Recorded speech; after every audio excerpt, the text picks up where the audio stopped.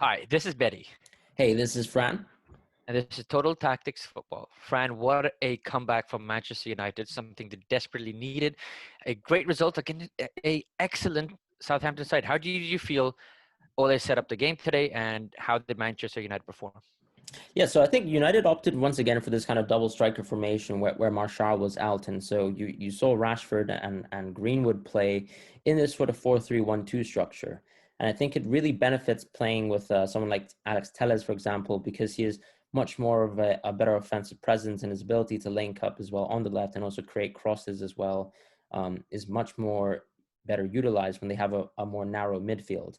And also this formation, with let's say Van de Beek with Fred and Matic, and gives so much stability and allows Bruno to really play in his best position, which is as a 10. And Bruno's ability to impact the game, to run in these kind of channels that were left behind the Southampton double pivot, was absolutely crucial to the game. And I think you could see his ability to kind of run into the box or on the edge of the box and create chances as well as feed people in was crucial to how Man United were able to come back. That's incredibly on point, and I feel like Greenwood, who was a talented young star, who had a really good game today. I feel like he's sort of showing this the sort of form he showed last season, but that's where the difference is in this Manchester United depth, that they can bring on players like Cavani, who showed exactly what a lethal striker does. He's able to convert these chances that most people would not even consider using their head for, and that is where Southampton lost. And Greenwood, who's an excellent player, Cavani shows you what he can do as a striker, someone who has that predatory instinct to take those chances. And that is, in the end of the day, for me, the biggest difference is that they can call on these players from the bench, with these experience, who played in the biggest of leagues, in the biggest of competitions. And I feel like Southampton, which is an excellent side, just could not compete on that same department. No, I agree. I think so.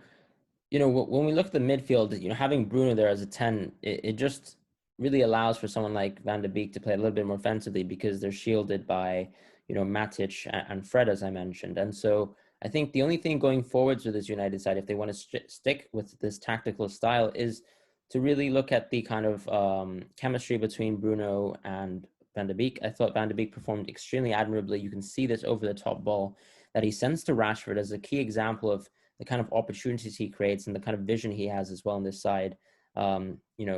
Despite the fact that people mostly praise him just for his movement, I think going forwards, if they can kind of shore up the kind of passage of plays between both of them, because I think the link up between Bruno and Van de Beek was a little bit missing today.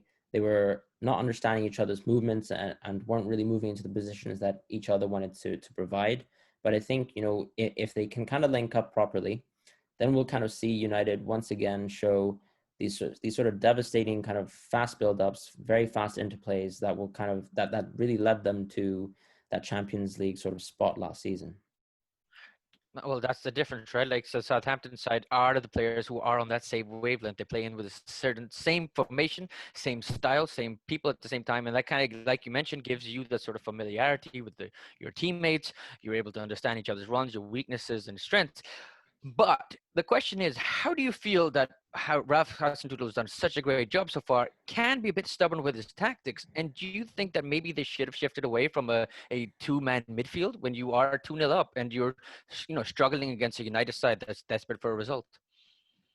No, I actually agree with that. I think when you head into halftime 2-0 and you see how many chances United were able to create versus you in the first half, you might really think about trying to kind of tactically manage the game out, for the remainder of the 45 minutes, because having Walcott almost as a second striker in this formation, with Ings, of course, being such a massive miss, given the fact that he's a visionary presence and also just a lethal goal-scoring presence. I think Che Adams actually did extremely admirably today, as a second striker. His ability to hold up, to win duels, and actually lay off balls was crucial for Southampton to kind of build chances and win these balls where they could, take on set pieces for James Ward-Prowse to kind of deliver. And so I guess what really should have happened was maybe not necessarily taking Walcott off, but taking off another winger just so that you can kind of shore up the midfield and really try and see the game out.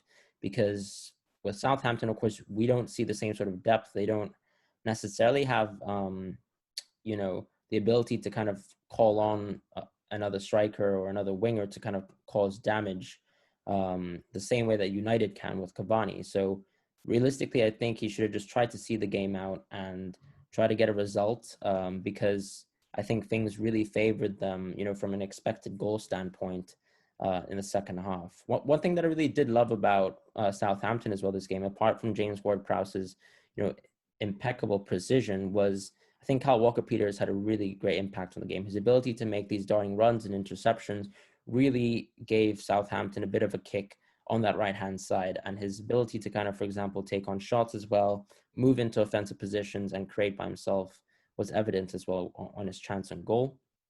And going forwards, I just like to see, despite the fact that I understand Ralph has a sort of philosophy in place and that it really has worked out for Southampton, especially since that, kind of famous Leicester loss, he does have to find these moments to kind of adjust. And I think, for example, Erik ten Hag also kind of faced that as well when he, for example, had a lead versus Tottenham as well in that kind of Champions League semi-final. So those moments, I think, will be kind of marks for managers to kind of see, okay, this is where I have to really adapt and just change things so that, the result will go to me.